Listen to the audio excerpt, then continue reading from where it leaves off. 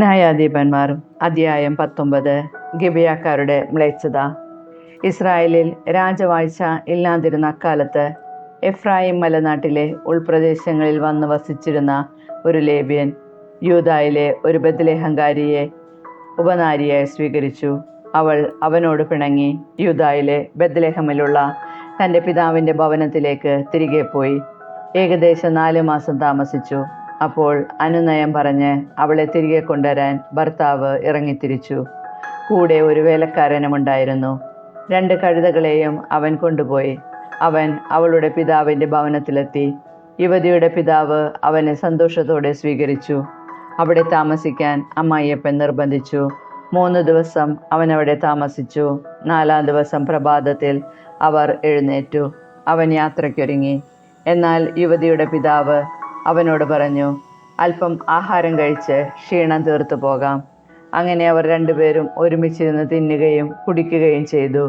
യുവതിയുടെ പിതാവ് പറഞ്ഞു, രാത്രി ഇവിടെ കഴിക്കുക, നിന്റെ ഹൃദയം സന്തുഷ്ടമാകട്ടെ. അവൻ പോകാൻ എഴുന്നേറ്റെങ്കിലും അമ്മായിയപ്പൻ്റെ നിർബന്ധം കൊണ്ട് വീണ്ടും അവിടെ താമസിച്ചു.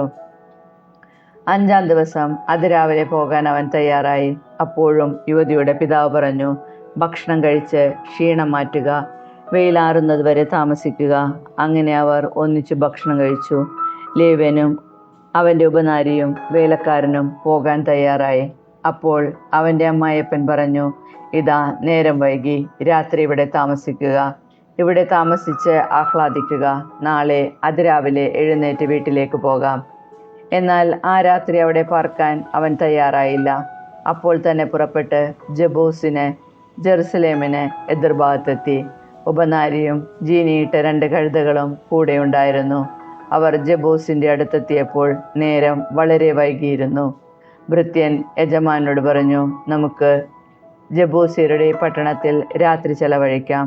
അവൻ്റെ യജമാനൻ പറഞ്ഞു, ഇസ്രായേലരുടേതല്ലാത്ത അന്യനഗരത്തിൽ നാം പ്രവേശിക്കരുത്, നമുക്ക് ഗിബെയയിലേക്ക് പോകാം. അവൻ തുടർന്നു, നമുക്ക് ഈ കാണുന്ന സ്ഥലങ്ങളിൽ ഒന്നിലേക്ക് പോകാം, ഗിബെയയിലോ റാമായിലോ രാത്രി കഴിക്കാം. അവർ യാത്ര തുടർന്നു. ബെഞ്ചമിൻ ഗോത്രക്കാരുടെ പട്ടണമായ ഗിബെയയിലെത്തിയപ്പോൾ സൂര്യൻ അസ്തമിച്ചു. അവർ ഗിബെയയിൽ രാത്രി ചെലവഴിക്കാൻ ചെന്നു.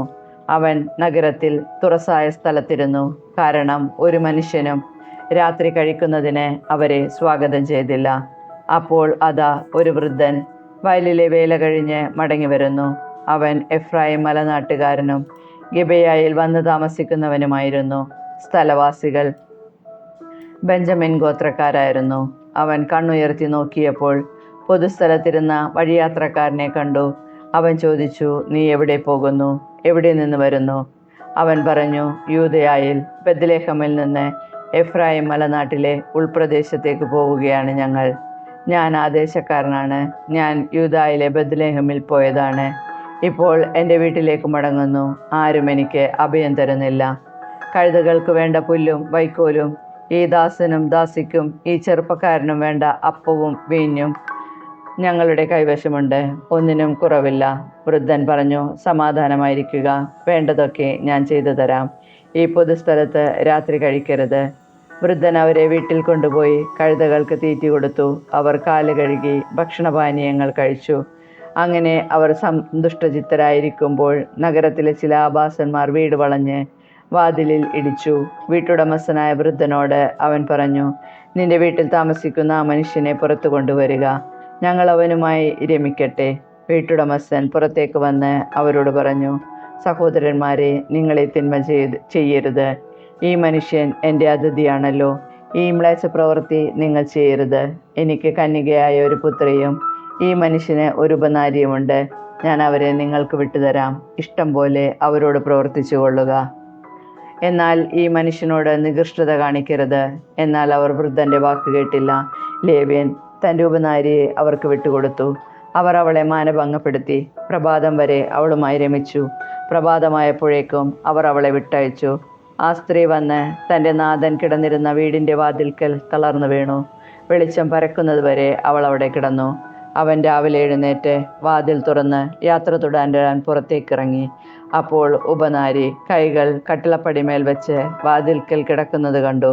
അവൻ അവളോട് പറഞ്ഞു, എഴുന്നേൽക്കൂ, നമുക്ക് പോകാം. പക്ഷേ ഒരു മറുപടിയും ഉണ്ടായില്ല. അവൻ അവളെ എടുത്ത് കഴുതപ്പുറത്ത് വെച്ച് സ്വന്തം വീട്ടിലേക്ക് പോയി. വീട്ടിലെത്തിയ ഉടനെ അവനൊരു കത്തിയെടുത്ത് തൻ്റെ ഉപനാരിയുടെ അവയവങ്ങൾ ഛേദിച്ചു 12 കഷ്ണങ്ങളാക്കി ഇസ്രായേലിൽ എല്ലായിടത്തേക്കും കൊടുത്തയച്ചു. അത് കണ്ടവരെല്ലാം പറഞ്ഞു, ഇസ്രായേൽ ഈജിപ്തിൽ നിന്ന് വന്നതിന് ശേഷം ഇന്ന് വരെ ഇപ്രകാരമൊന്നും സംഭവിക്കുകയോ കാണുകയോ ചെയ്തിട്ടില്ല. ഇതേപ്പറ്റി ആലോചിച്ച് തീരുമാനിക്കുവേൻ.